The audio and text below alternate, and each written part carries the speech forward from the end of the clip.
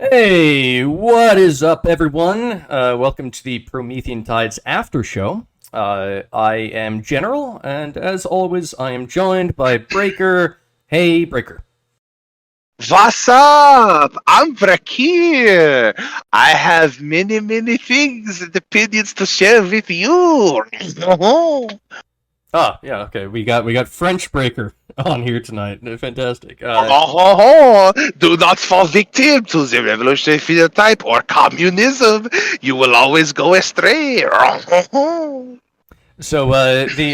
image that you're all looking at, this is also a computer-generated image, and I just think that it is so fucking cool. The prompt for this one is it was nature god looking over a cyberpunk city. That was the prompt. That's what I typed in, and it spat this out, and I just think it's really fucking neat. So yeah, there it is for your viewing pleasure. My artistic analysis of that image, it's like you could kind of see, like, in a meta-modernist perspective, you could see, like, the aggregated zeitgeist of mankind in the Western world all culminating in the coding and programming of this particular artist rendering AI software, because it's depicting an Abrahamic representation of a god, and it's depicting a westernized skyscraper metropolis. And there's, like, a lot of really... there's a lot of subtlety and grandiloquence in this particular image that really speaks to me on a very deep and profound level. And yet, here's the thing. There was no artist that had any of those intentions. That's the creepiest part about it, because in the coding of the AI and what constitutes art when those keywords are typed, you can see the Western zeitgeist in action between the lines of the computer code. You can see, it's like, vague glimpses of the underlying humanity that compiled this AI software to be able to produce this type of image when you give it those prompts. This is like double reading between the lines. Like, AI art is like pataphysical art level on crack. This is like the apex of fucking art, because you have to read double between the lines. You have to look through the AI to the humanity underneath it, compile the AI. This is like, from the maximal top-down perspective, seeing through that digital filter to the DNA replicators beneath it built it from the ground up. This is the ultimate confluence of those two sides of history. This is a rare point in history where you'll be able to see this type of thing this blatantly. So, but before we get too much further into this, I guess I should say, hey, remember to like and subscribe. It helps out the channel. And if you're listening to this, we would really appreciate it if you did so. But here's an interesting question for you, Breaker.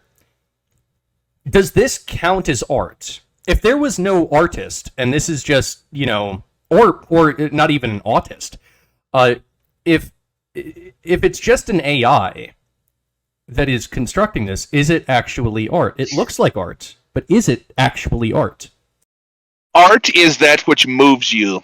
Art can be a photograph of a completely natural vista that is 100% organic nature, untouched by human hands. Like a picture of an African savanna with no human interference within it whatsoever. Now, you're probably going to have a bit of problems with the African example, so let me use something like a Siberian. Because, okay, in African savanna specifically, there is going to be quote-unquote human influence in an evolutionary term. If you look very deeply and read between the lines, you're going to see, it's like, yeah, certain, if you see like life forms in an African savanna specifically, so what you're saying, now you get it.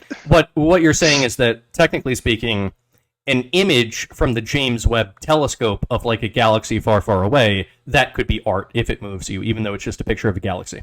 Yeah, now the market difference is that with photographs and telescope imagery, you could always say it's like, well, there was a human intermediary somewhere between in this process. There was a photographer, there was a guy with a camera or a telescope clicking a button or choosing this still frame from a telescope recorded feed to present to you, and there's an intent, there's an artistic intent by a human agent somewhere in there.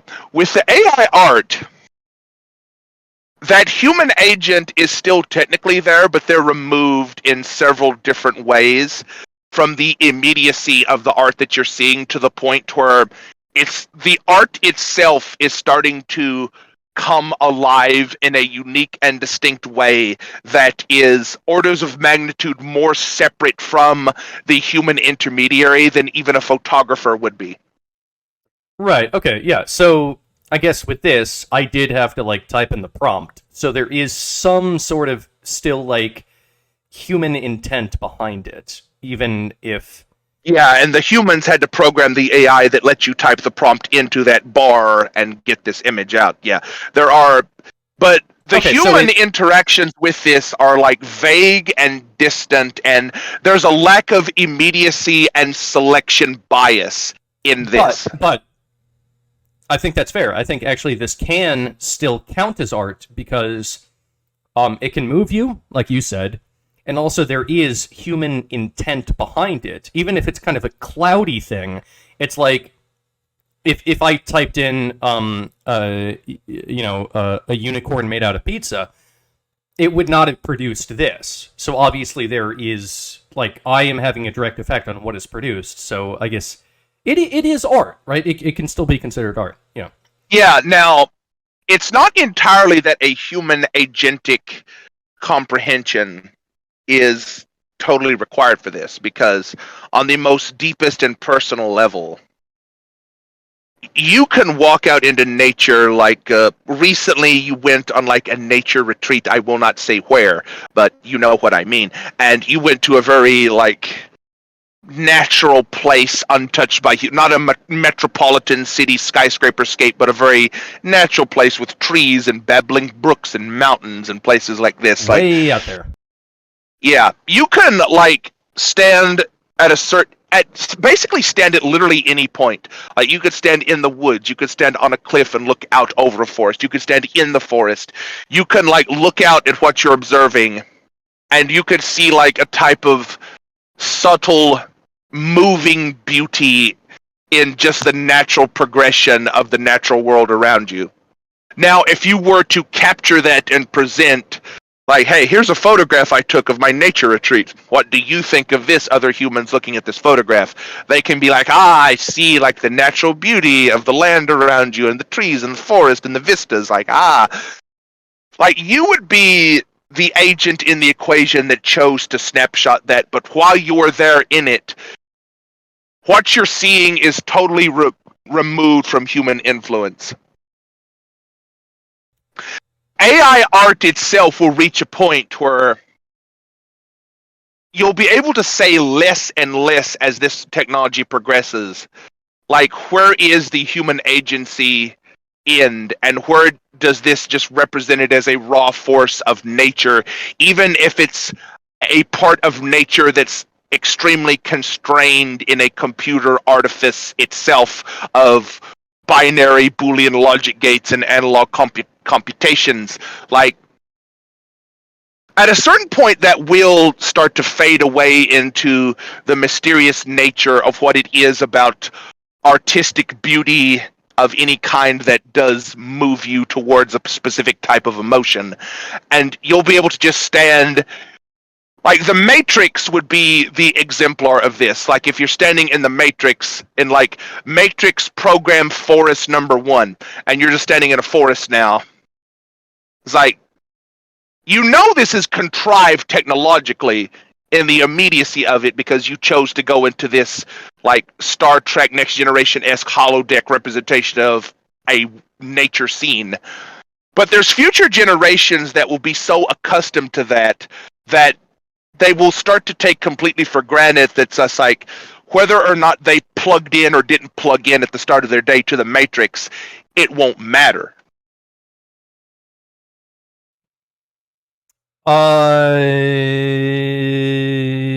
Yeah, Yeah, I mean, humans become accustomed to their landscape, so And then the Matrix, just something that's totally contrived of computer code, will become as taken for granted as the natural beauty of you going into your nature retreat and looking around you, just walking in the woods. well, if you were to if you were to actually try to create a convincing matrix, right? Then you would necessarily have to input an element of nature, right? Like, it would be way too inefficient for someone to go in and put every single tree into the landscape, like handcrafted. What you would do is you basically like run some code and go, all right, this is a tree. Let's have like many variations of the tree that can be determined by, like, I don't know, like random branch growth or something. Like you can basically make infinite iterations of a tree and have them all be different. And then you could like implement some program that would be like, okay, this tree has an X probability of growing a new tree next to it, given a certain diameter, and as that diameter increases, there is a lower probability. And then you iterate that a few times, and you could actually create an entire forest just through kind of this procedural generation and iteration. So actually, like, if you wanted to create a convincing forest within the Matrix, you would actually have to implement at least some of the rules of nature in order to at least make it look convincing. Yeah, you bandy about the term convincing, and I have a sneaking suspicion that you give that terminology more gravity than what it might necessarily be due, because that's the deepest and most subversive nature of this, what I'm describing to you. Let's say you go to a movie. Like, name your favorite, like, cheesy sci-fi / action movie off the top of your head. What would that be? I liked Ex Machina. Ex Machina. I've never seen that movie. What was it about exactly? There's this robot, and it's trying to pass the Turing test. And then it turns out that it was manipulating everyone all along, and then it gets out and it frees itself. That's the whole movie. Spoiler. Oh yeah, I remember that. Was that like the movie of like that weird female quasi sex bot thing? Yeah, I know what you're talking about now. Okay, now a very rigorous empirical analysis of that movie, if you were to sit down and do a frame by frame analysis like some of our famous movie reviews that we've done thus far, you might be able to detect certain inconsistencies and plot holes and things that, from a completely dispassionate empirical scientific analysis, you'll be able to suss out Neil deGrasse Tyson style things that might not have necessarily quote unquote made sense. But when the movie as like a work of art grips you and moves you into this transcendent state of appreciation for this as a work of art, the aspect of it being quote unquote convincing, you'll see, kind of fades into the background and becomes less important. So something being quote unquote convincing isn't necessarily the most important part of a great piece of art that moves you. Oh, okay. You see where I'm going with this? A great example of this is actually the film Everything Everywhere All at Once. It is completely non-convincing. Much of the movie doesn't make sense from a like empirical, like logical perspective, and yet I found it to be one of the most moving and like best films I've ever watched. There you go, exactly. So you see, now there are movies that are like very tight and the plot is very well structured and consistent within its own fictional universe, where if you look at it with the most vaguest and most minor suspension of disbelief while looking at this as a piece of cinema, like something like 2001: A Space Odyssey. You could look at that, like Stanley Kubrick shit in general is like really fucking tight and well organized and well structured, to where there's very little things remotely resembling a quote unquote plot hole that you could find. There's movies like that, but then there's movies that play it a lot more fast and loose, and if for a moment you become dispassionate and look for the plot holes, like you just said with Everything Everywhere All at Once, you can kind of logically and empirically think like there's a lot of things about this that don't make sense or add up strictly logically or empirically, but that's not actually important for gripping works of art. And a gripping work of art that is extremely refined, as this AI art producing technology will inevitably become, some would argue that it's already there or getting very close to that point. The quote-unquote convincing aspect that, well, is this like realistic, quote-unquote, will become so unimportant that your rapture in the artistic motivations of not even necessarily a human, the artistic motivations of an AI just spitting out branching tree codes like you were talking about before, that will become what grips and moves you. And the empirical reality is like, I know that a real tree of that genus and species doesn't grow in that specific pattern. That will become less and less and less important until it just vanishes. And you're just left with the artistic vista that if you stop for a moment to think, is totally synthetic. But the synthesis of this scene becomes utterly irrelevant. But I don't... I don't believe that mankind is meant to live within art. I believe that famous artists would disagree with you. That's why most of them went insane. Well, right. So I think that part of being a human and living in reality is the how mundane it really can be. And the part where things are beautiful, even outside of art, it's like, where I went, mountainous, very foresty area. If you're just walking through the forest, it's mostly like just dirt. You see a few trees, some shrubs, a lot of fucking bugs trying to bite you. It's mostly mundane until you come to the vista at the top of the mountain where you get to see the rolling hills and all that kind of stuff. But most of one's life is mundane. It's only sometimes that you get to see like something that is truly beautiful. And it's interesting that actually, when we think about beauty within nature, we often look at the grandest scales of thing. You get to the top of the mountain, you get to see the entire landscape with all the mountains, or you get to the Grand Canyon. It's this massive fucking hole in the ground. Potentially caused by water runoff from the glaciers receding. Actually, very probably caused by that. But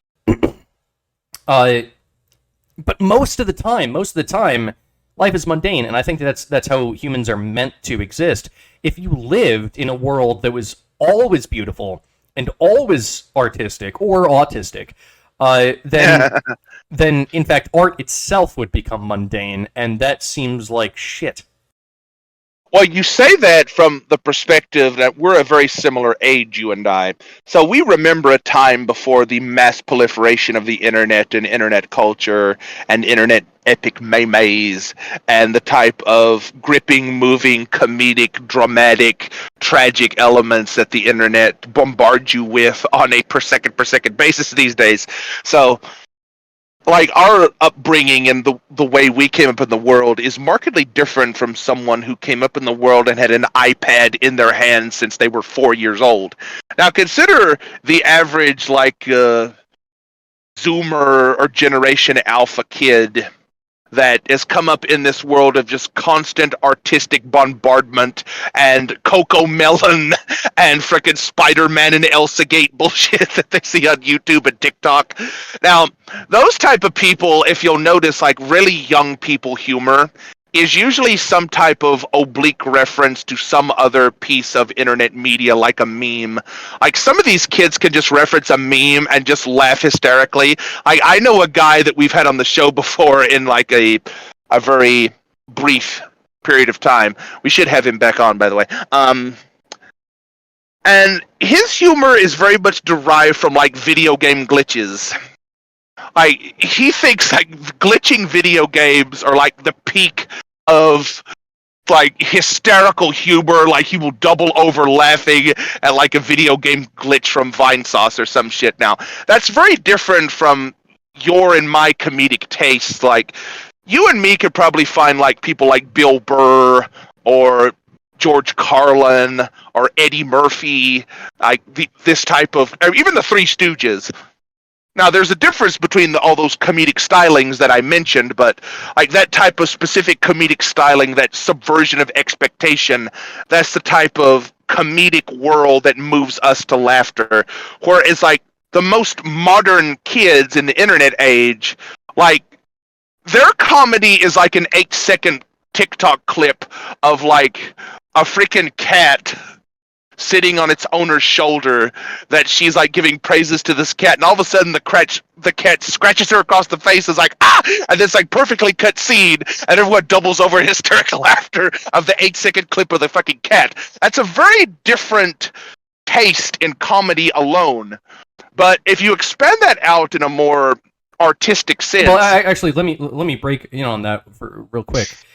So, I have noticed this, right? Like, America, we used to love the Three Stooges, and it is like the purest fucking right into the veins dose of slapstick comedy that you can get. People in America, they don't find the Three Stooges funny anymore because they've moved on from slapstick humor. No, they haven't actually. That's what the perfectly cut scene cat was meant to exemplify. The Three Stooges humor has become really hyper condensed into like this 5 to 8 second blast of physical comedy. Yeah, you might be right about that, but I think that when it comes to comedy, and maybe I'm being like, a fucking elitist snob about this, but I think that slapstick comedy is like the lowest form of comedy. And then I wouldn't disagree with you. Like, japes and physical comedy is a lower form. It's like a more commoner, like low IQ form of comedy. It always has been. Whereas I like, personally speaking, I like the more cerebral comedy. I like stand-up, especially like smart, well-done stand-up, where it's like, especially if it's a little bit political, because that's how I lean, but like high-level cerebral comedy, I feel like that's actually what's funny. Like, that is the shit that can actually have me like laughing to the point that it is hurting my stomach and I'm having difficulty breathing and it actually becomes a little bit unpleasant. That is the shit that I love. And with TikTok, you can't do that in 8 seconds, right? It requires. Even that, what you're describing, like that cerebral comedy, that actually is hyper condensed as well in the form of memes. Like, consider the meme, like Mark Zuckerberg with Markiplier's face and Lord Farquaad's head pulling a funny face, and the only caption at the bottom is the letter E with a deep fried background. Like, Actually, check this out. There's a lot of comedic depth in that, and that is very cerebral, actually. Dark Brandon here. This guy, it is one image, but there is so much in it that it is funny. Yeah, and it is that's cerebral, a good example. But it's a single image. It is cerebral. Yeah, exactly. Like, this is a really good example, even better than like the E meme. Like, this type of stuff right here, though it's derivative of a bunch of other stuff we've talked about thus far, that's all condensed in like this hyper-realistic way into this single image of like deep-fried, dark background Joe Biden with laser beam eyes. Like, this image is even if you're totally apolitical and like a freaking 12-year-old kid on TikTok, they could see this image and understand very quickly what is humorous about it. Even though that they're 12 years old, they don't watch CNBC, they're not into politics and news. Like, they're a kid doing kid stuff. They're not worried about freaking the political shape of the world. They're too busy like being a kid.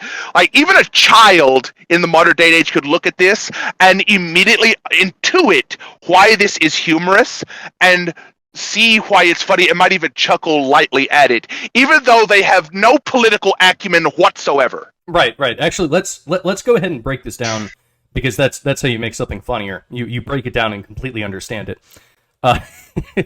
So this, to me, this is funny.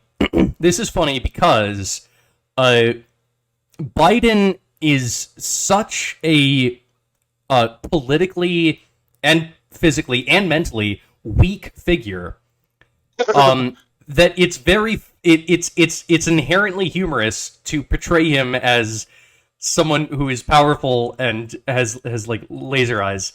There's a funniness to that, because it's ironic, right? It's like peak irony. It's like, this guy is so frail and so mumbling and he has Alzheimer's, but we're gonna portray him as being this incredibly powerful figure to show how weak he is. That's the breakdown of this for me, but also it's just haha, it's funny. Well, I could give you like a breakdown from a very different perspective of like a 12-year-old kid that is the kid of elitist, hoity-toity leftists in California that are fully, unironically, 100% supporters of Joe Biden and the modern left.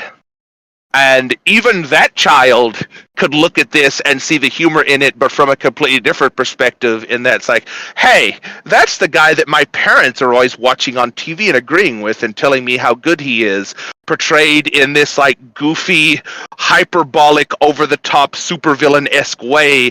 And that subversion of expectation of seeing this otherwise benevolent figure that their parents would present to them as being subverted to this degree would also be funny. Right. I guess there are many interpretations of that. So we'll get off of this image and go back to the artistic image. Yeah, the single image does all of that like instantaneously, though. It's like you don't even have to do as much of a detailed analysis and breakdown as we just did of that image to just immediately pull that from the ether and draw that conclusion. That's what like hyper modern comedy does. And it's something, it's like, we're used to like really drawn out cerebral highbrow comedy of like George Carlin-esque level shit where it's like very procedural and drawn out and it's subverting expectations in this very formulaic way. Now, George Carlin could be like unabashedly hilarious on his good days. I'm not disagreeing with that. But in the modern day and age, like the kids coming up with this level of comedy, it's just like, all of that becomes extraneous and unnecessary, and it can all the comedy that we would get from a George Carlin or an Eddie Murphy skit is hyper condensed down into a single image that doesn't even necessarily have fucking text, just a fucking image. So, do you think? Do you think that maybe like 30 years down the line, do you think that stand-up comedy is going to go the way of the dinosaur? I think stand-up comedy will become more of just a quasi-highbrow elitist pursuit, if I'm being entirely honest with you. And the actual comedy that is permeating the cultural zeitgeist like 30, 40 years from now will be something like 1-2 second bursts of hyper-condensed TikToks or something more akin to like a single still image of a meme with no text, like the Dark Brandon meme or the nature god overlooking cyberpunk dystopia image that we're looking. This is like a much more highbrow version of that. Right. But it will all be condensed into something where it's just like this quick, immediate burst where 30 years from now, I think people will be able to watch like a 2-second video clip that has like every millisecond there's a different image. It's just like a fucking Max Headroom hyper ad. If you remember Max Headroom and the lore behind Max Headroom, like the hyper condensed ads, that's what comedy and art will be reduced to, like this blur of like, and people will fucking laugh hysterically, and we old boomers at that time will look at that like blast of fucking information and be like, what the fuck even was that? Well, of course, keep in mind all of this will be happening in the metaverse in 30 years' time, but yeah, the thing is that, like, it used to be that commoners would go to plays and watch actors, act out, a play, and that was the best form of entertainment at the time.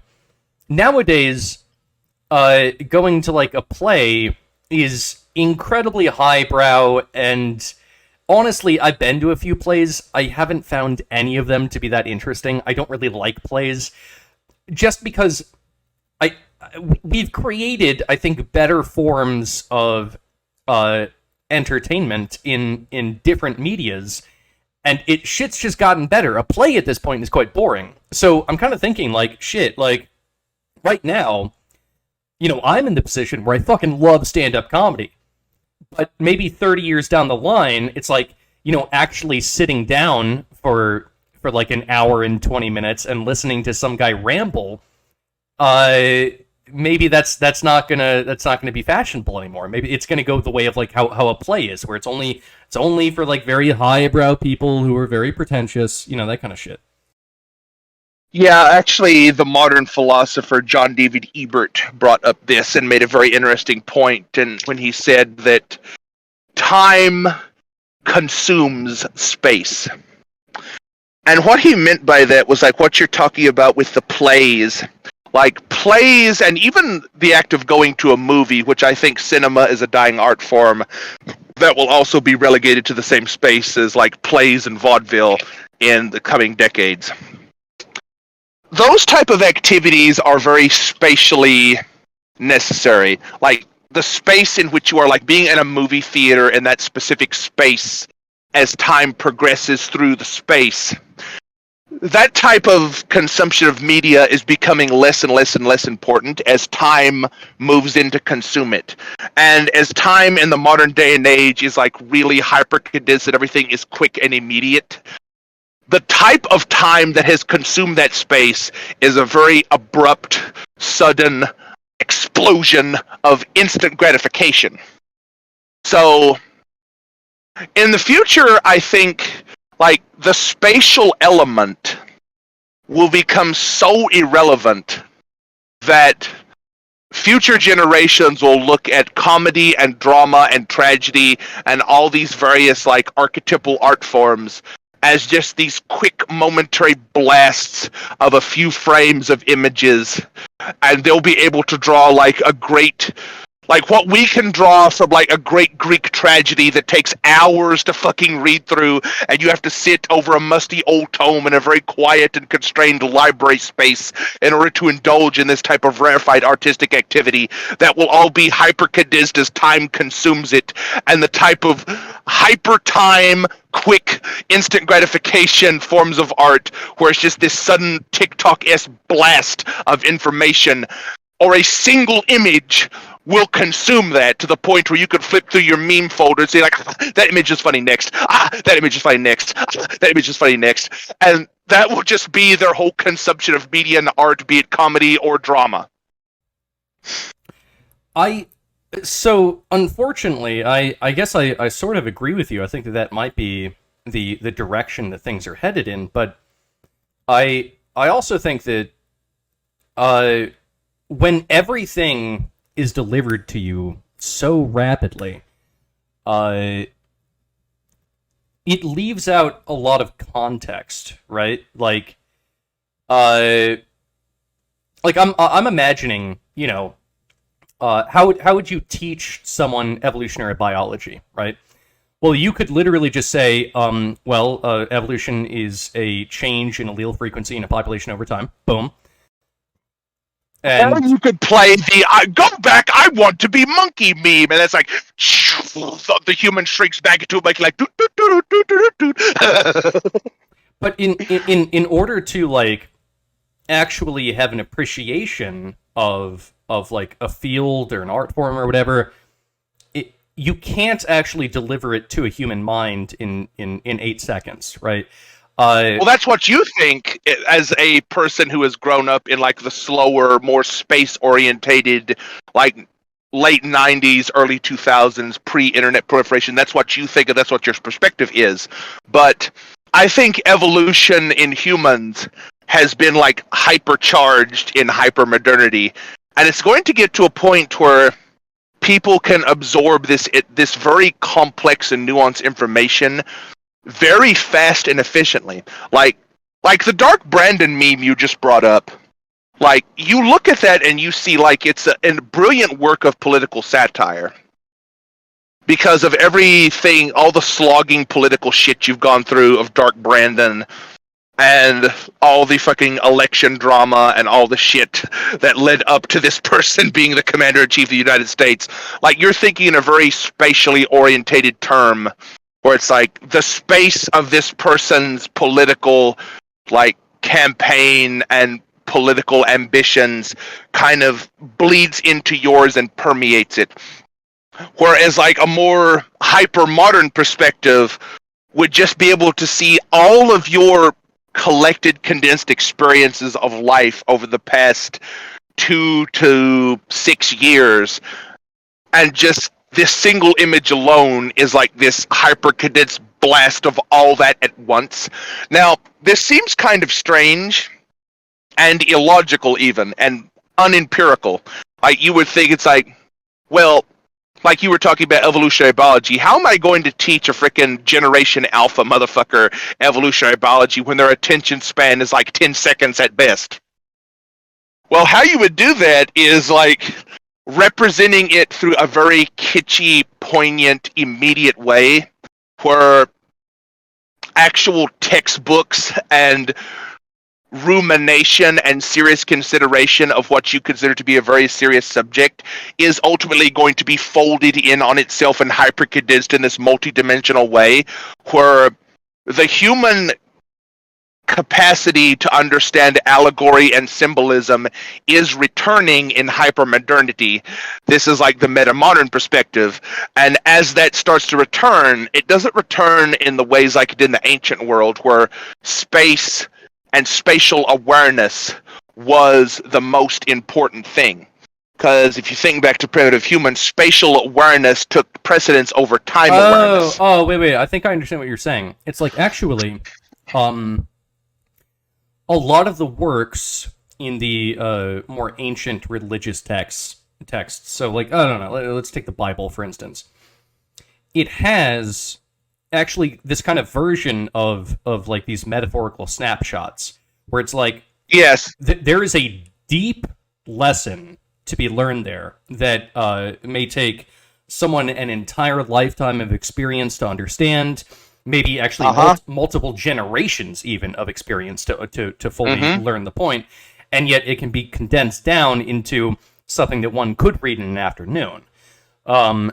So I guess like when Jordan Peterson talks about Genesis, like, you should watch Jordan Peterson's Genesis biblical lecture, because he makes like this freaking massive 5-hour lecture out of just the book of Genesis and just the start of the book of Genesis, and there's like multiple parts of this that are multiple hours, but the meaning and symbolism and allegories that he can draw from just the simple sentence in Genesis. And the Spirit of God moved above the waters of the deep, and God said, "Let there be light." In that brief sentence, that is so pregnant and permeated with allegory and symbolic meaning that he can make that into a 5-hour lecture just talking about that one sentence in Genesis. Right, so much like this Dark Brandon meme, It is within human capacity to fit almost an ungodly amount of information into a very small little fragment that can then be passed on. I guess that's kind of what human beings do, and that's actually one of our major competitive advantages over shit. What our language does. Right, Like, right. consider the language we're using. Like, when I say the word tree, if I just say the word tree, you immediately know what I mean. Now, if we were to start getting more detailed about the word tree, what does tree Is really it mean? is it an angiosperm? Is it a conifer? What sort of tree are we talking here? Exactly, and like individual trees in a forest is like even trees of the exact same species adjacent to each other in the same forest. Like there is like this massive explosion of references and meanings of what trees do and the space that trees occupy in the ecosystem and how they grow and what they do. Just in the one word tree, I could just say that single word to you and it engenders in your mind this instant explosion of knowledge. Like you being a biologist already, you kind of already have a massive advantage on this. So because you could think in like these scientific terms like coniform and things like that. So yeah, just the language that we use, those three words, define we, define use. If you sit down and empirically analyze each of those three words, you could do that your entire life, just figuring out the exact meaning of what those specific three words that we use entail in their totality. But as we're speaking to each other, that just automatically happens at this incredible lightning pace as I am speaking,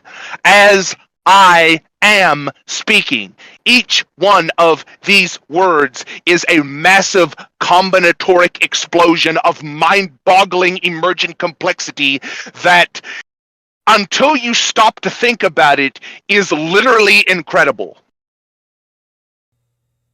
And humans just do this without thinking.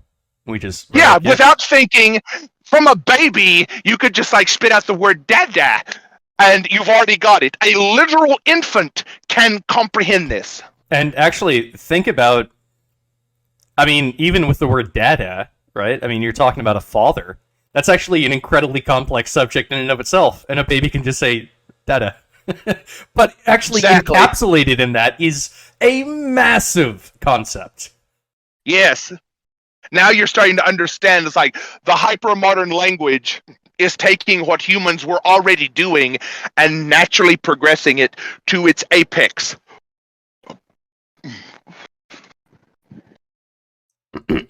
Well, what's the what's the apex? Is it TikTok teaching me how to do math and teaching me about social studies? We've talked about this before. The actual apex of this is where, like, all the sign regimes and symbolisms and allegories fall away and bleed together in a single pan-ultimate representation of hyperreality, which is basically like the vaporwave / outrun aesthetic of like the pure grid world, where everything is compartmentalized and spaced out evenly and in this grid pattern, where you could just look at this single image of grids and sun and mountain, and all of that singular image skeletonized and broken down and condensed and compressed into a hyper-modern sensibility. That single image represents the totality of the universe and all human experience in one image. That would be the ultimate apex, when the purity of the abstract becomes the pan-ultimate representation of reality proper. So, I think that you're onto something there, but I do believe that there might be a flaw in this entire system. I'm not saying a flaw in your idea of it, because I think you're right. I think it's happening, but it's every time that you can condense information, it is lossy, right? And what I mean by lossy is that details are omitted in favor of just the pure idea of the thing. But that that lossy, I guess, compression, it allows you to understand the idea, but without actually having a true grip on the idea itself. I think, like, to put it in the most extreme sense, it's kind of like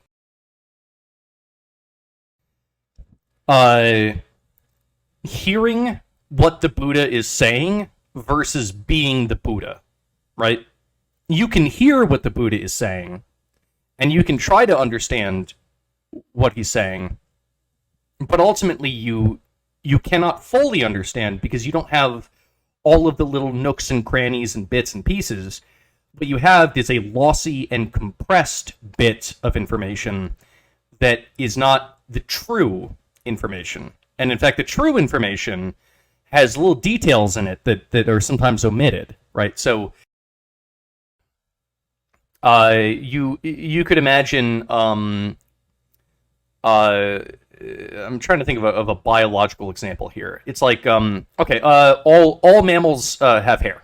That's a feature of mammals. Mammals have hair. Boom. Little detail there for you. Well, but I mean that's true for most mammals. I mean, humans have hair. Cats have hair. Dogs have hair. Even dolphins and killer whales have hair. I know where you're going with that. But I mean, but dolphins don't really have hair, right? Like if you were to look at a dolphin, you would have to conclude, oh shit, that's not a mammal because like I was told that mammals have hair. That doesn't have hair, can't be a mammal, right? Well, if you look very closely, you'll see like little tiny. Yeah, sure, whatever. The point is that sometimes these like little details that are omitted during the compression sequence actually do matter. It's usually in like more side cases, right? Like when you take a bit of information, you compress it and you pass it on, it works for most cases, but it actually becomes worse and worse and worse at dealing with edge cases, like a dolphin, which, it doesn't really have hair. Maybe it kind of has hair, but it doesn't really. And it's like, oh shit, okay, it's not a mammal then. Well, no, a dolphin is a mammal. This goes back to the even more ancient, like Plato trying to condense what a human is in as few words as possible. Like I was going to say, this is Aristotelian. Yeah. Well, it's actually more Platonic, but because he was trying to encapsulate the essential nature of human. The Aristotelian view would be more like rational empiricist, merely observe epistemologically the things in themselves, whereas like Plato is more like the scientific categorizations, whereas Aristotle was more the pure process orientated motivation, because Plato was trying to do like, okay, I will define human in as few words as possible, featherless biped, and then freaking if you pluck the feathers from a chicken, this is a human. Yeah, then Diogenes. Man. Yeah, Diogenes comes up and plucks a chicken and holds it up and says, behold, Plato's man. And Plato is just like, okay, let me reevaluate this and say, like, a featherless biped with broad nails. So he had to, like, add on, that's where you're actually right, the empirical observation of, like, what is missing from this equation does matter, and this actually gets into why the modern left's idealism in this like post-historical Hegelian zenith worldview ultimately doesn't map onto reality. And we've actually talked about this in the past, like the world of pure idealism, that what I'm talking about, you're right, it doesn't 100% map onto reality. You still need that like cynical empiricist to come along occasionally and be like, behold Plato's man. You still need that type of fly in the ointment person to subtly reevaluate the like presuppositions of any given thing. So what I think is actually happening. Well, okay, I don't necessarily guarantee that it's happening. This is just an idea that I have in my head. Maybe it's right, maybe it's wrong. But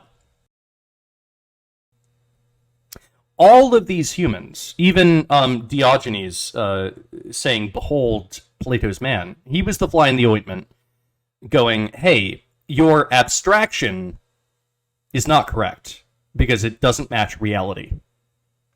But even Diogenes was using language in order to address that, which itself is an abstraction. So we're getting Wittgensteinian. right. But basically, you have one guy using abstraction to try to fight with another guy who is like 3 layers deep into the abstraction, whereas the first guy's only like 1 or 2 layers deep. But it's like in order to fight with a guy that's using like 17 layers deep of abstraction, in order to fight with him, you probably have to be around like 15 layers deep in order to like even understand what he's saying and be able to like. That's actually, you've actually touched on an important thing. That's what these memes like the Dark Brandon or the Dark Trump or things like that, that's what they do. These memes actually progress and evolve over time and are constantly in this process of self-refinement and self-criticism through this. There's an ironic, cynical modality to memes that is ever present in the equation. But if you take a snapshot like the Dark Brandon meme you brought up and just hold that in suspension in this momentary observation. We're still looking at it. This fucking meme, we love it. We're looking at it right now. Yeah. Yeah, you could see it's like this instantaneous observation of this communicates a lot, but maybe tomorrow or next week or next month, there'll be a whole other mimetic sign regime in the meme-verse that will completely reevaluate, criticize, and ironically encompass, which is technically what this meme that we're looking at now is doing, because when the left took Dark MAGA and turned it into Dark Biden and then became Dark Brandon, that is like the mimetic back and forth of the frickin' 4chan meme magicians appropriating, then reappropriating, then recontextualizing, then reaffirming, and then disaffirming, and then rebuilding the memes over and over and over again in this constant unending process, because perfection, it only exists in purely idealistic, transcendental, eternal terms. Perfection does not exist as far as we temporal mortal creatures are concerned. So it shouldn't surprise you that memes are in this constant state of flex and flow over time, and they're kind of being ironically and cynically devoured and reappropriated and represented in all of these different ways as they go, with this eternal struggle between the left and the right meme magicians. Well, okay, so first of all, as I'm sure that we can both agree, perfection is the enemy of the good, so I want to state that. But second, I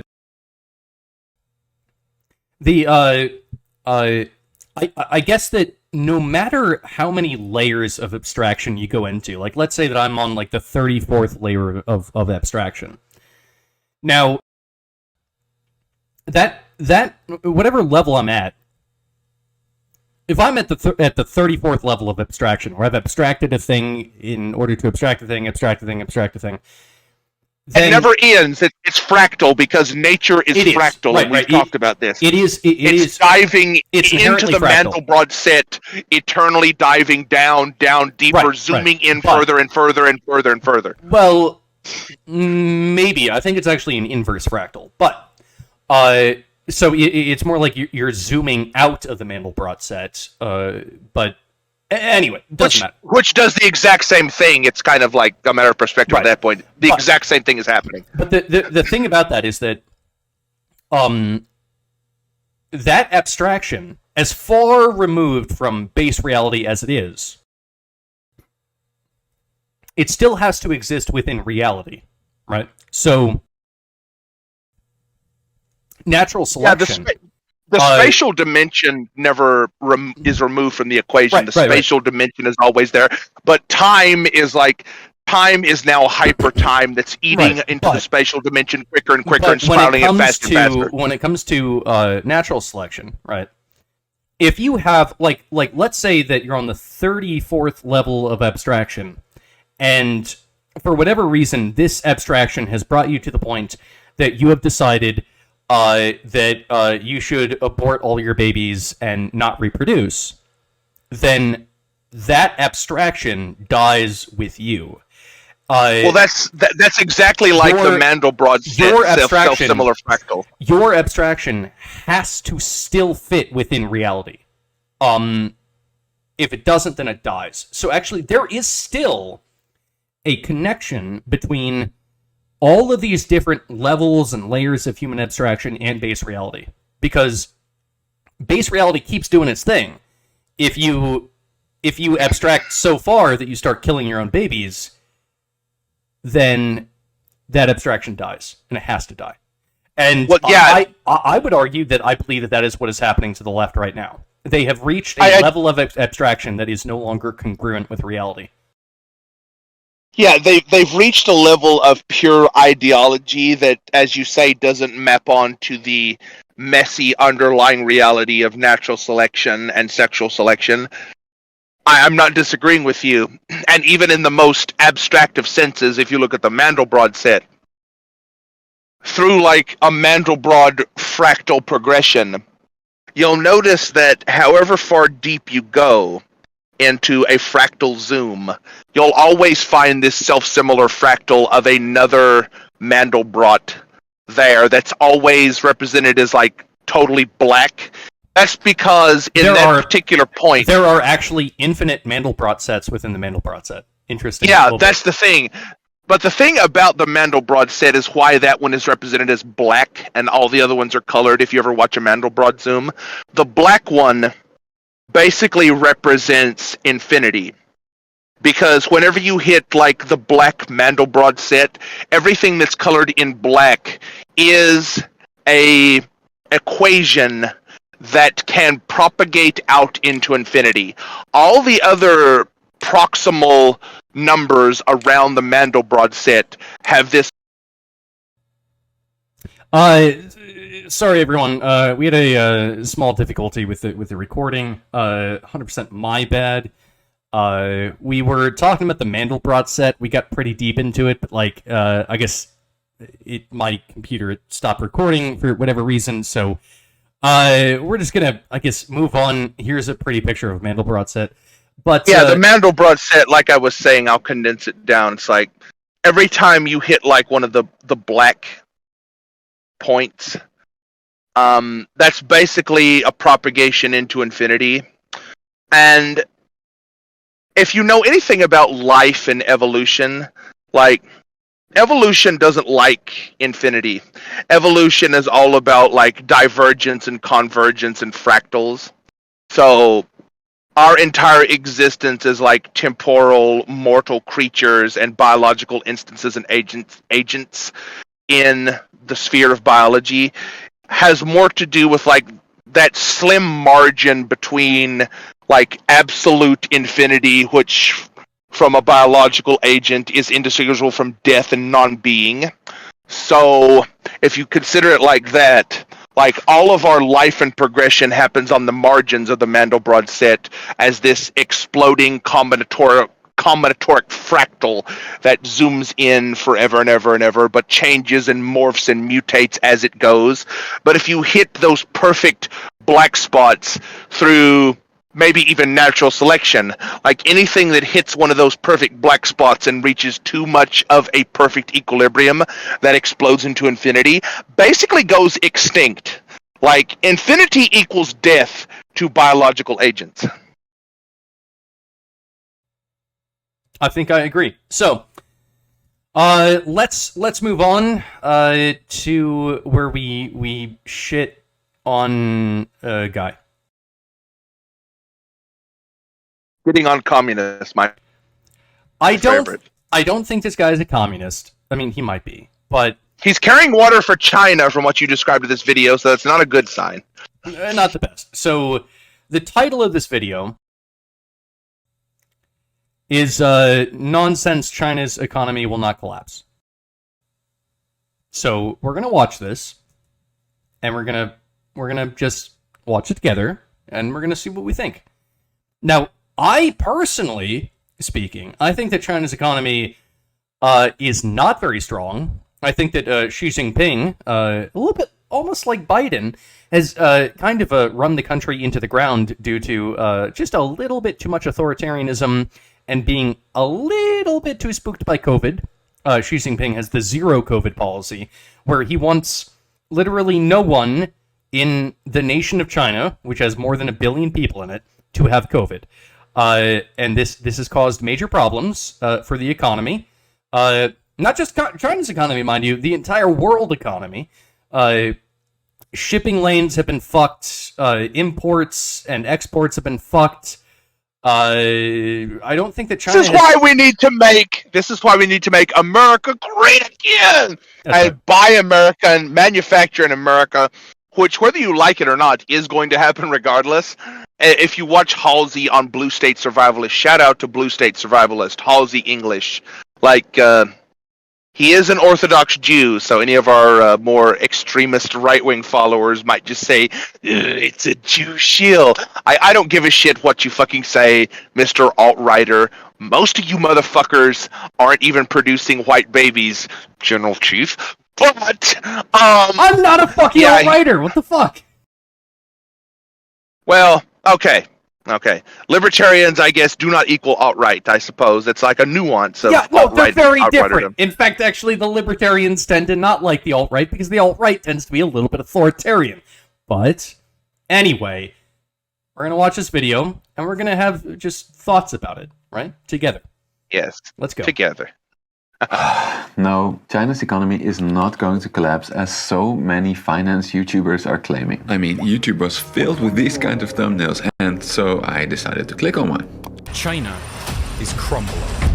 And another. Complete disintegration of the Chinese economy. And another. And how this could quite literally lead China to the edge of the next Great Depression in a very short amount of time. And a very short amount of time is apparently 29, 28, 27, 25 days. And sure, China seems to be in big trouble. It is in big trouble. China is, I believe, objectively in big trouble. Now look, maybe I'm the incorrect asshole here. Maybe I'm the dumb one, but it seems to me, based off what I've seen, that China is in big trouble. For instance, their version of the stock market, which is the housing market, because they don't actually have really a stock market like American does. Their stock market sucks. So when it comes to people investing, it's home ownership. And now the Chinese people are like, hey, I don't want to buy homes anymore because actually this entire fucking system is crumbling. So it would be like if just America collectively decided that they weren't going to buy stocks anymore. If America collectively decided that they weren't going to buy stocks anymore, that represents a deep lack of faith in the economy itself. And would also usher in a ginormous economic collapse. That's my perspective, though. We can keep listening to what he's saying. I just want to put my perspective out there. Trouble with a massive real estate crisis, bank runs, harsh COVID lockdowns, capital flight, and a growth model that has quite literally run out of steam. But in my humble opinion, the clickbaity Great Depression or complete collapse scenario is extremely unlikely for two reasons. First, China's political system is nothing like that of the US when it entered the Great Depression. Second, China's economy is nothing like that of Asian economies that are actually collapsing, such as Sri Lanka. So let's get into these two differences. I want to point out, I think this guy's a shill. I don't want to poison the well. I'm just saying, I think he's a little bit of a shill. I think he might be onto something, actually, because, okay, I've never seen this video, so, my, uninformed opinion of where this is possibly going to go has something to do with one autocracy of the Chinese government where they could just rug pull their COVID shit and memory hole it 1984 style at any time they want, and two, that they have so many tentacle-like apparatchiks scattered throughout the Western and Eastern worlds in so many different ways that they could kind of default to certain pre-existing trade agreements even if they lose America entirely, that's going to be the worst thing possible, but that's probably not going to happen anytime soon. Until America actually collapses, which I think they have enough of a contingency plan about, because everyone's pulling out of the dollar worldwide, and the American empire is slowly circling the drain as far as that goes. So I think their contingency is a return to a bipolar world with more alliances with India and Russia. I think that's where this video is going to go. I don't know. Yeah, and I think that ultimately there's the middle income trap that China is trying to avoid, but I think that they find themselves in the trap. You know, it's a trap because it's actually something that's very difficult to avoid. And I think that they have not avoided it. I think that they are in the middle income trap, as is the BRICS nations. So there's that. Also, by the way, I want to point out that I don't know why we call it BRICS, right? Because it stands for like Brazil, Russia, India, China, South Korea. But why is Brazil at the front of that? It makes no sense. No sense. I believe that we should call it actually the Cribs nations. The Cribs would be China, Russia, India, Brazil, South Africa. That makes a lot more sense because that puts actually China at the forefront. We should call them the Cribs. BRICS is bullshit. It should be Cribs because that is actually the correct ordering of the nations when it comes to economic, political, and military might. Here's the thing about South Africa in particular. It's that South Africa is kind of more. We're not talking about South Africa, bro. It doesn't matter. Okay, the reason is South Africa is too stupid to do communism right, where you have to inevitably mix it with fascism to make it work.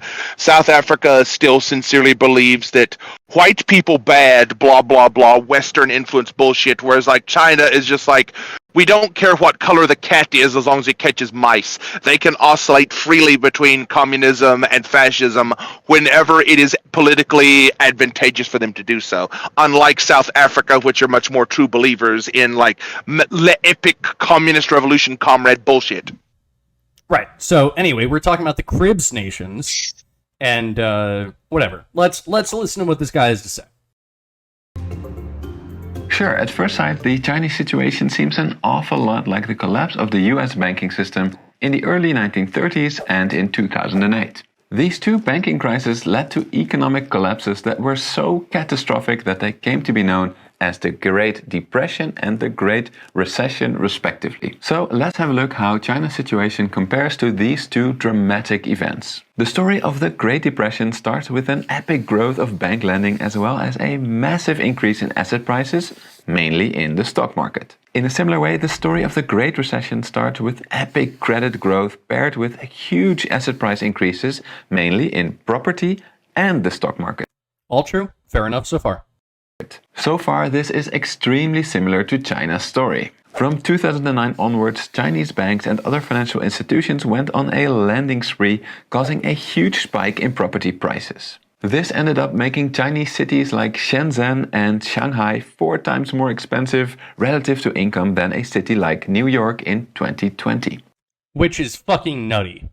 So far, so similar, and clearly asset prices, compared to the size of the economy, cannot rise forever. So asset prices had to come down at some point in all 3 cases. Then, in all 3 cases, banks that made loans backed by these assets started to fail. Unsure of whether their money was safe or not, people started to demand their money back from the banks. And in any modern banking system, all people wanting their money back at the same time is simply not possible. So in all 3 cases, people wanted to be the first to get their money out of the banking system, sparking a bank run. This is where China is now, and this is also where the stories of the Great Recession and Great Depression started to diverge. To which we will get after a word from our sponsor, Morning Brew. I'm just gonna Fuck skip you, this part. fucking shill. Then I agree with you. This is a fucking shill. Because he took an advertisement. Yeah, fuck this guy. No. He's a shill for other reasons. The US. Coffee brand coffee is only coffee shill. The US central bank basically let the banking system collapse. And let's be honest, for any normal business that gets into trouble, it's completely normal that the government just lets it collapse. The problem is that as a system, banks facilitate both payments and credit creation for the entire economy. So letting them go bust is a little bit like letting all your electricity companies go bust at the same time. Which is totally fair. Sometimes you need a forest fire. We have talked extensively about this, have we not, Breakers? Sometimes a forest fire has to happen. Well, I think he's going to expound upon this particular point a bit, where like the banking system, because, okay, in China, as distinct from like quote-unquote Western nations, China doesn't necessarily have this like strict delineation of public and private sector in the same way that the Western world does. Like their quote unquote banks, private entity quote unquote, are technically just de facto aren't in China. Like anything making or producing capital or money in any way, shape, or form is under a very strict government purview in China, unlike the Western world. The Western world's version of that is mostly like this type of backdoor dealing, corrupt bullshit where it presents one public-facing version as like, oh, this is totally the epic private capitalism flourishing, blah, blah, blah, where on the back end, all the politicians are running away with the fucking bag, and all the elites and wasps are getting through the fucking cracks and chopping the legal webs. Whereas in China, it's much more strict and blatantly obvious to everyone that the bank is de facto a government institution in and of itself. They don't fall for the same type of... Yeah, exactly. They don't fall for the same type of magic trick like most normies in America do. Like, oh, the Federal Reserve is totally this private proxy that isn't actually under government purview, when you and I know that's bullshit, but most normies believe this fucking magic trick fiction that the Fed is a private entity when it's fucking not. In China, they don't have that problem. In China, they're just like, yeah, this is clearly the fucking CCP. All right. It might be justified from a moral perspective, but you kill your entire economy in the process. In the case of the US, it took a decade for the economy to recover. However, in 2008, after seeing the damage done by the collapse of the Lehman Brothers Bank, the Federal Reserve Bank did end up rescuing the financial system. Which was terrible. Again, not fair to let bankers get away with blowing a bubble. But the US did manage to avoid another Great Depression and ended up with a milder Great Recession. And this is where you'll find out why China's story is different from the Great Depression as well as the Great Recession. Because the Chinese communist leaders are infinitely wise, and they know how to manage their economy and prevent bad things from happening forever. They can always prevent a forest fire, just like California can. You see, and also the frickin' Chinese also, they can do that with pure unilateral government force, whereas in the Western world, it's technically, at the end of the day, boils down to the same thing, but they have to maintain this fucking convenient veneer where, oh, totally free enterprise capitalism, nothing to worry about, normies and boomers and home investors and equity miners and all this fucking bullshit. The Chinese don't have to worry about that. It's just like unilateral force, top down all the time, and everyone explicitly, innately knows this. These people are freaking communists. China's central bank is well aware of the dangers of letting your complete credit and monetary system collapse just for the sake of teaching people a lesson. It has already lowered its interest rates and started rescuing both banks and property developers. Great, yeah, the government is stepping in. That's what he's saying. Oh, well, as long as the government steps in, oh, it's doing such a better job than the United States because they're stepping in. The government is stepping in and preventing anything from failing. They're going to use a whole shit ton of taxpayer money to make sure that fucking everything is howdy-doody and always prevent the forest fire from happening. If you just keep preventing the forest fire, then yes, the brush will accumulate. Yes, it will continuously get more dangerous, but we just have to keep the forest fire from happening ever. And Yeah, and the difference is in China, they don't have to smooth over all those fucking rough edges. They can just fucking do it. Whereas in the Western world, they have to at least make an Look. attempt at smoothing over the rough Breaker, edges breaker, that they're breaker. also doing it. look, at the end of the day, yes, China is not the West. They are a little bit different. They have a different culture. I understand that. But at the end of the day, they still have to abide by nature. And nature demands forest fires. And so what this guy is saying is that, well, China is preventing the forest fires. Yes, the brush is fucking 8 feet high at this point and is ready like a fucking powder keg to burn down.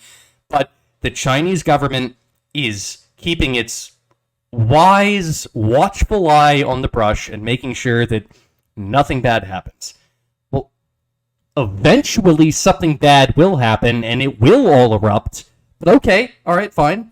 Yeah, I'm not disagreeing with you, but when their forest fire does crack off, they have a lot more intricate mechanisms within their governmental structure to redirect the fire jets in a way that the Western world can't, and still maintain the illusion of freedom and democracy, like our benevolent leader Joe Brandon was so eloquently articulating in his famous fucking speech. The fire In China, they can just do it, but they can blame freaking Uyghurs. They can blame someone else. The fire is already happening. The match is already lit. Things are burning in China, and it doesn't appear as though China can actually handle this. That's what I'm saying, right? Obviously, this guy disagrees with me, but I do not believe that the Chinese actually have the capacity to handle this. They're a dictatorial country. They are dumber than let's say a nation like our own, because here we have a distributed network of intelligence where many people interacting with the economy can figure out how to best deal with it, and that's how it is that America can regrow so quickly after a quote-unquote forest fire. China doesn't have that. They have dictatorial rule, and it is one guy, Xi Jinping, deciding for the nation what is best. Now, even if Xi Jinping is the smartest guy in China, even if he's like fucking 3 Albert Einsteins worth of intelligence, he is still not intelligent enough to be able to understand the economy in its whole. This does not end well for China, in my opinion, but let's keep watching. What's more, China's story is now different from the Great Recession in 2 other important ways. First, its banking system is already, for the most part, state-owned. So a run to get paper money from these banks would be short-lived, since China's central bank can easily provide it. Second, unlike US politicians who waited for the bubble to collapse on its own, the Chinese bubble was popped by the government itself. Specifically when it implemented the 3 red lines policy, which required bad property developers to start deleveraging. The Chinese government is so fucking good. They're so fucking wise. They're always making really good decisions. We should all trust the Chinese government. Oh my god, dude, the CCP is so awesome. So what did I just fucking say? That's what did I just fucking say? The fucking autocracy, the blatant, forward-facing, public-facing autocracy in China, where they don't have to pretend to smooth over the bullshit after the fact. They can just fucking do shit, is quicker. Economy will not. It's quicker, sure, but in the long run, it results in far more pain and suffering. They will have not just a small forest fire, they'll have a fucking, what do you call it, like a conflagration, or whatever the fuck that word is? China is a fucking land of consummate suffering. Like, China has had long, grueling militaristic campaigns where entire fucking cities resorted to cannibalism and literally fucking ate each other. But at the end of the day, because they ate less people than the invading army, they considered it a win. China is much more accustomed to suffering under an autocratic hammer of authority than any Western country is. Especially in the modern day and age. That's true, but look, in my opinion, you cannot just engage in autocracy and have it go well forever. Everything, all of the chickens or roosters or whatever, they come back to roost. Everything that goes up must come down. And forest fires always happen. So, what the Chinese government is doing, they're preventing the immediate bad thing, but in the future, there will be an even worse thing. And I'm not disagreeing that a bad thing is inevitable and going to happen and be very, very fucking bad.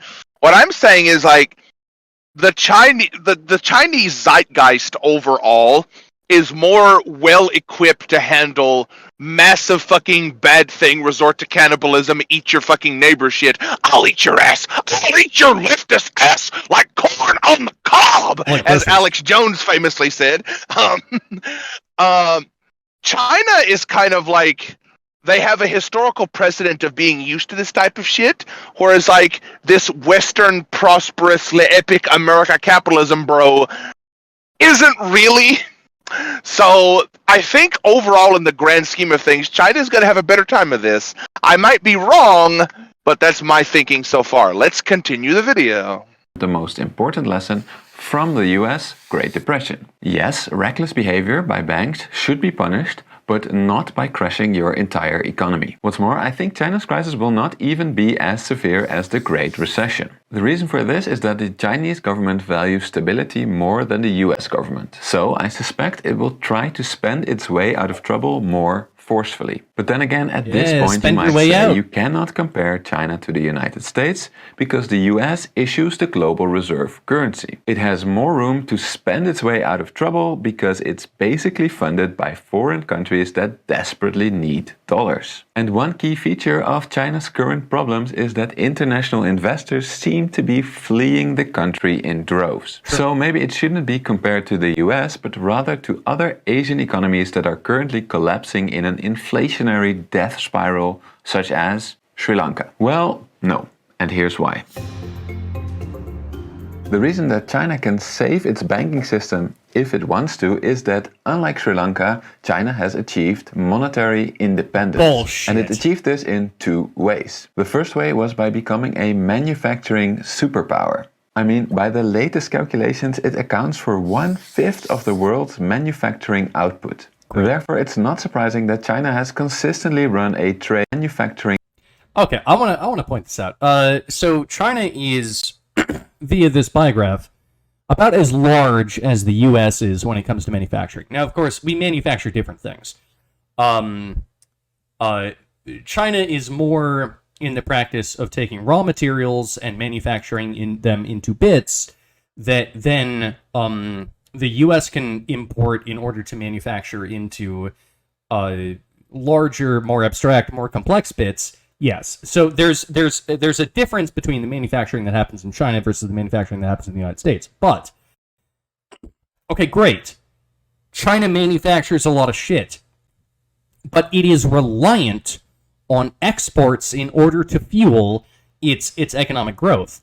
There is no way that you can call China economically independent. In fact, as dependent as the United States is, I would argue that actually China is even more dependent, which is not a good place for their economy to be. I just want to point that out. Output. Therefore, it's not surprising that China has consistently run a trade surplus with the rest of the world. As China's economy slows down and therefore imports less, its trade surplus has even surged to all-time highs. In other words, the world needs Chinese products. Therefore, even though it doesn't issue the world's reserve currency, its central bank has plenty of dollars to spend. And indeed, it would like... Yeah, the world needs Chinese products, but currently the world is trying to get off of Chinese products, and also China is facing the middle income trap. So there's a lot of bad things that are going on for China. Okay, this is what this guy is saying. It's just not true. It's just not true. China is in a very large pickle. And this guy is he's just glossing over these factors. That's why like, in my opinion, that's why they're going to have to go into a more dipolar world, and they're going to have to, like, bolster and reinforce their trade relationships with India and Russia a lot more than America, because everyone can see the fucking American welfare bullshit collapse on the fucking horizon. Like, anyone that understands economic fundamentals can see America slowly teetering off the edge of the fucking cliff as we go along. Like, I'm fairly confident that China is well aware of this, and the fucking dollar shit, like you brought up before, that, like, American collapse is going to be really fucking bad for China. So the best thing they could do is to, like, bolster Russia and India, and Russia's recent, like, geopolitical maneuvers in the Ukraine and shit. Like, they're going to have, like, emerging markets in the Russian economy that they can then, like, kind of, like, offset their crappy, toxic American shit over to Russia. I think that's going to be, like, a key impingement point of this whole thing. I guess we shall find out. Defend the currency and easily offset the effect of fleeing international investors. That's fucking bullshit. Easily offset all of the fucking millionaires that are leaving China in droves? No, they can't easily offset that. Like, that would be like if all, like, a shit ton of all the rich people in America just started leaving, and then Biden were to say, oh, don't worry, the Federal Reserve, it can just offset that. It's not a big deal. No, it doesn't fucking work that way. It doesn't. Oh, Biden would say that, but then what the reality behind that would be is that unprecedented numbers of Americans would have to finally get off their ass and go into fucking trade school and manufacturing jobs. That would be the inevitable reality of it, but in America, that could more than easily happen. And this is why, when I was talking about on the main show that return to 1950s Shangri-La economic status, especially with the European markets being so utterly and totally fucked because of their fucking massive, bloated, overinflative, quickly collapsing welfare shit, and the coming winter where they're shutting down their nuclear shit. They're, like, saying, fuck you, Russia, our number one energy fucking supplier.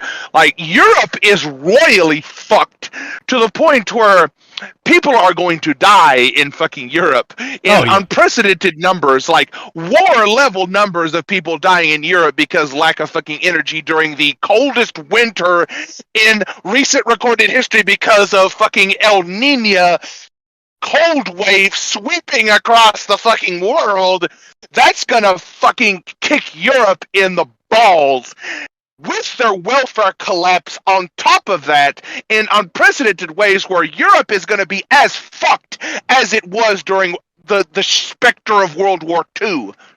So America on the edge of that is going to be fine doing American shit, and China, India, and Russia are going to be fine on the other side of that shit. Europe is the one that's actually royally boned in this scenario. Well, I would agree that actually probably one of the most fucked nations in Europe is going to be Germany. They have completely fucked themselves. They took a massive fucking 9-inch dildo, rammed it right up their colon, and Germany is especially fucked. I think Britain more or less is going to be okay. The fucking frost giants of Nordic legend are going to descend upon Europe with all the wrath and fury of the Nordic gods and fucking punish them for their leftist egalitarian welfare for everybody bullshit in unprecedented ways since the fucking specter of World War II. That's what's coming to Europe, especially fucking Germany, with their notoriously cold winters and surprising lack of energy and resources to heat people's fucking homes.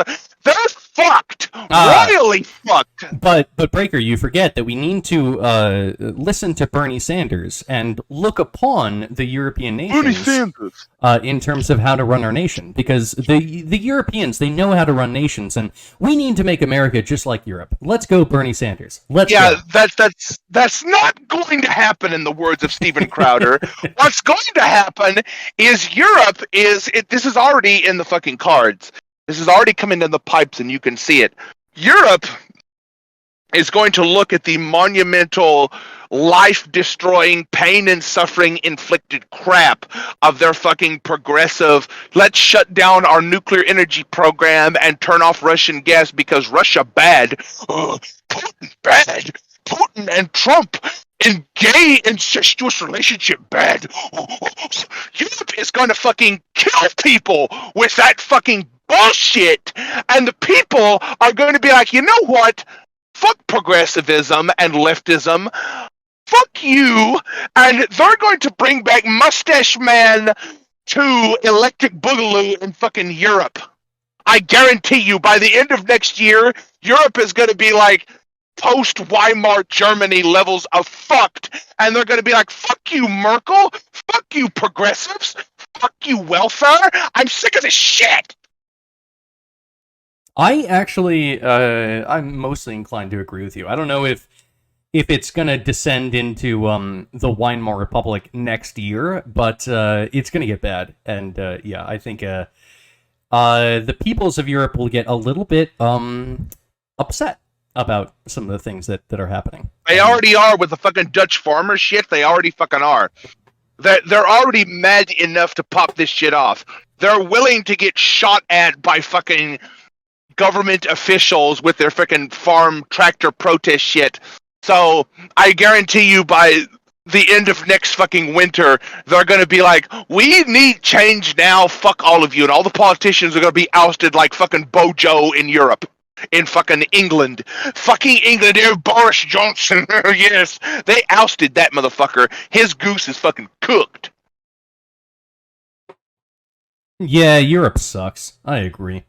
And they're probably in a weaker position than China. And all things said, I think that actually the U.S., as shit as things are here right now, we're actually in probably one of the better positions when it comes to the rest of the globe. Exactly! Like, historical precedent can tell you, like, when the European economy is fucked, like, the Asian economy and the fucking American economy fucking explode when that fucking European bureaucratic little epic German European Union, let me decide the legs of your candle wick. Oh, those motherfuckers are fucked. Every time that fucking happens, historically you can see this, that when Europe is fucked, America has a 1950s economic boom, and Asia fucking creates the PlayStation. That's what happens. Overall, I agree with your sentiment of fuck continental Europe, and especially the Germans. That is something that I can get behind. Let's finish the video. Will help it avoid a Sri Lanka-style collapse. But then again, as we saw in February when the Russian ruble absolutely collapsed, a trade surplus alone is not enough. Russia's problem at the time was that while many dollars were coming into central bank coffers via exports, Russian citizens were rushing to get even more money out of the country. This was the same for Turkey, where people don't trust the government and thus dumped liras to buy gold, crypto and dollars. And this brings us to the second way in which China has achieved monetary independence, and that is capital controls. You see, capital controls basically mean that you make it extremely difficult for money to cross borders. And in China's case, it's notoriously difficult to get money out of China, as the Chinese government... To be fair, this is actually something that I agree with. I think America should be doing the same thing. I believe that we should have these so-called capital controls. We should be doing the exact same thing as China is here. Keep the money inside America. Don't have 30 million migrants sending money back to, I don't know, fucking Mexico or wherever. That seems like a really bad economic policy. So to this extent, I agree with China, with what China is doing here. Prevents people from taking money out of the country. This is the same type of policy that Russia started implementing in response to Western sanctions. And this clearly helped Russia rescue its currency and avoid a Sri Lanka-style collapse. And the combination of capital controls and the trade surplus means that, just like the United States, China has the monetary independence to create as much of its own currency as it wants to rescue its banking system. Just like the Federal making a Reserve. complete collapse extremely unlikely. Yeah. But all of that being said, China is clearly still in big trouble. In absolute size, its property bubble is the biggest the world has ever seen. And while it's popping the bubble itself, its government has hurt its economy simultaneously in 3 other main ways. First, its one-child policy from the past now means that it is facing a rapid population decline in the coming decade. Not only a population decline, but also a surplus of men. Way, way, way too many men. Yeah, you know what they're doing with those men? They're motivating all those men with nonstop TikToks of nationalistic propagandistic rhetoric of like join military, strong, masculinity forward. They're saying fuck feminism. They're saying fuck women's rights. They're saying empower men, get off the fucking video games. Ban video game play and fucking epic basement dweller shit by limiting video game computer time to 1 hour per fucking 24-hour cycle. They're saying to men, it's like, okay, men, get out of your fucking basement, dump your fucking waifu sex doll body pillow bullshit, get in the fucking military, get in the fucking economy, and stop being a whiny little bitch. They're saying to their men, do not be a basement dweller. They're making basement dwelling illegal in China. Fuck you, Reddit moderator incel shitbag. Get off your fucking ass and help this fucking country or I'll fucking kill you. Well, yeah, they are doing that, but at the same time, that was a problem that they made for themselves. The fact of the matter is that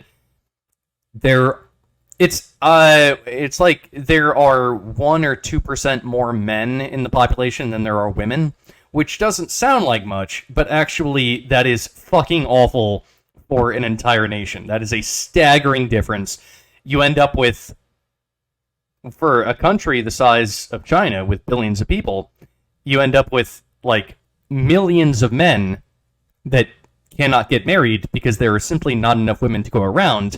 And also, when you can't get married, what do? You sacrifice yourself to the great benevolent CCP state. If you can't get married, okay, look, you're not going to fuck. That's just not in the cards. But what you can do is you can ensure future generations of China a secure place in the global zeitgeist by sacrificing yourself in our military with our detonating fucking shock collars and bomb-infused helmets in our military program. That's what you can do. You can sacrifice yourself to an epic nation. They need to bleed off this surplus of men. This is not a state that I believe anyone would want to live in. This is hellish and authoritarian, and I feel sorry for anyone that actually has to exist in China and exist in this economy.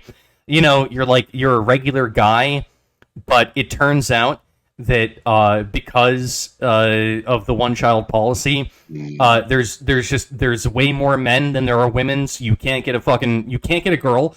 Maybe you've never even fucked anything before, and also because of the way that China works, there are dudes that get very wealthy and they own multiple homes and they actually basically end up with multiple wives.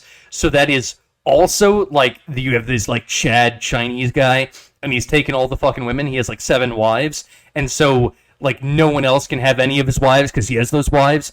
Like, this is a fucked system. You can recognize the rot in this society. It is clearly rotten.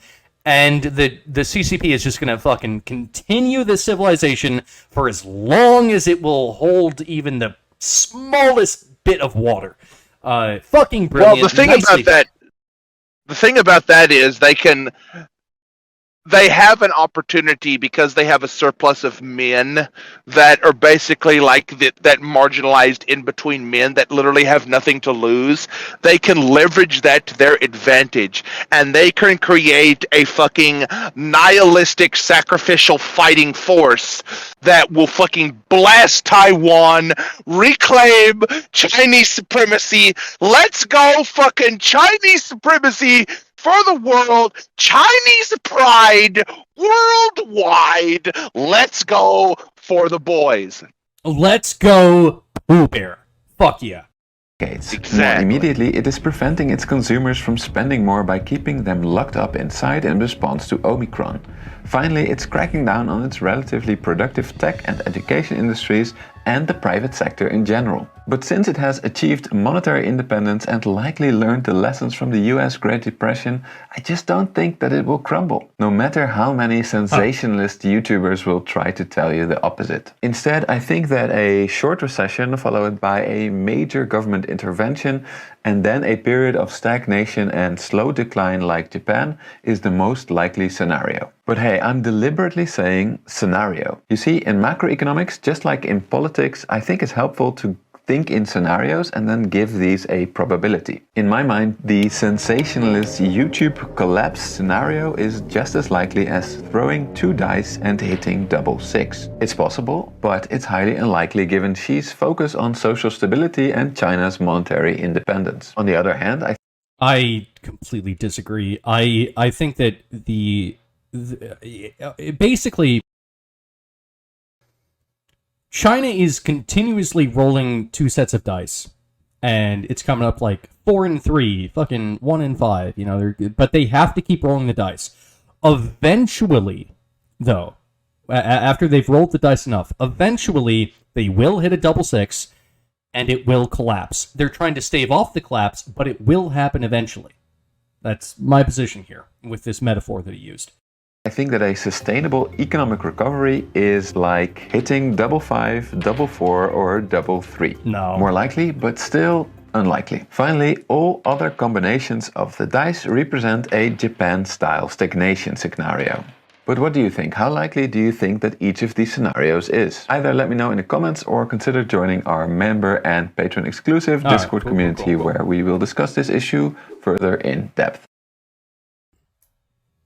So there it is. Yeah, the freaking Japanese stagnation, I don't think China will like hit that particular point because like Chinese culture and the Chinese cultural zeitgeist overall of like full-throated top-down autocracy as juxtaposed by Japan's like quasi-democratic, like American provided.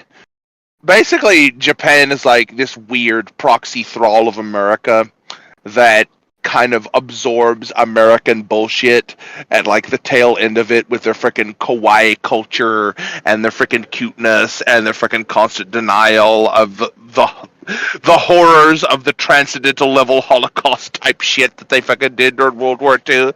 China doesn't have that same problem. China is just like, wait a minute, we killed, like, fucking Mao Zedong killed 50 million people, but weird fucking Western communists still carry water for this fucking ideology. It's like, okay, great. You keep doing that. We're gonna do what we're gonna do over here, and you stupid fucking white people, round eyes, can do what you do over there. Whereas, and you see, like, the juxtaposition here.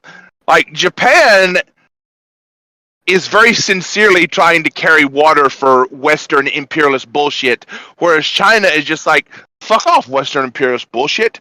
We're going to do what we want and still make your cheap, affordable crap with slave labor and quasi-slave labor, and you're going to fucking like it. Until you run out of money, then we kind of have a problem.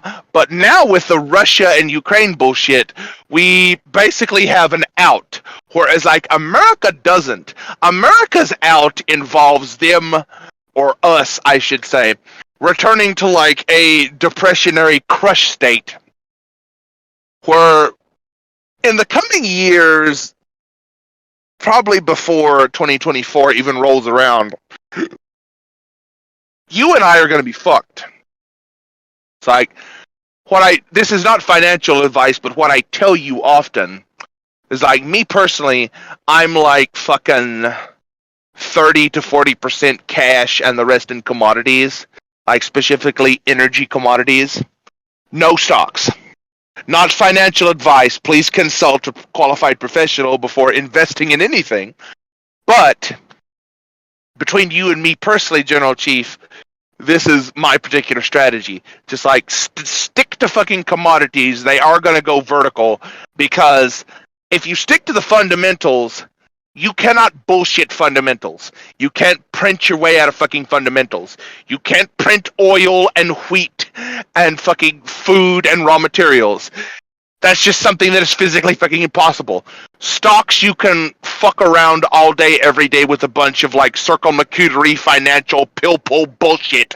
But oil and food, you can't. You simply fucking can't. That's why I'm heavy in commodities, other half in fucking cash, and I'm gonna ride this all the way to the bank. And if you're really interested in stocks, then actually, historically speaking, the best investment that you can make is in the S&P 500. Let's go. Oh, I'll tell you right now, I have S&P 500 and it's performed shittily. It fucking shit the fucking bed royally recently. Compared to my fucking commodities holding, my S&P 500 holding is like dog shit. Well, not financial advice, but maybe gold is in fact an option. Physical gold, physical precious metals that you can hold in your hand. Yes, not financial advice, but I wouldn't discourage anyone from buying gold and silver coins or bullion. Just so you know.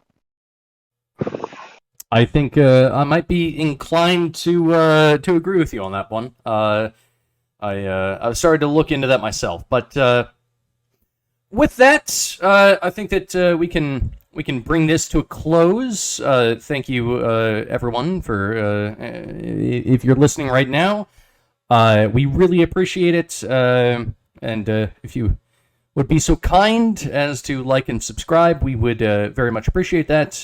But otherwise, we will draw the show to a close, and yeah, so peace out, everyone, and Breaker? Later, Gators, be sure to hit that fucking bell, because General Chief has a nasty habit of not mentioning that fucking bell, because if you don't ring the bell, you won't get constant updates of all our new shows that come out, which in these times might not be entirely consistent with General Chief's notorious habit of taking vacations and shit, and he's the one responsible for putting up these fucking shows. So make sure to hit that bell so you know when we're fucking back from vacation and or hiatus. I feel like that was a tiny dig at me, and I don't appreciate that, but peace out, everyone.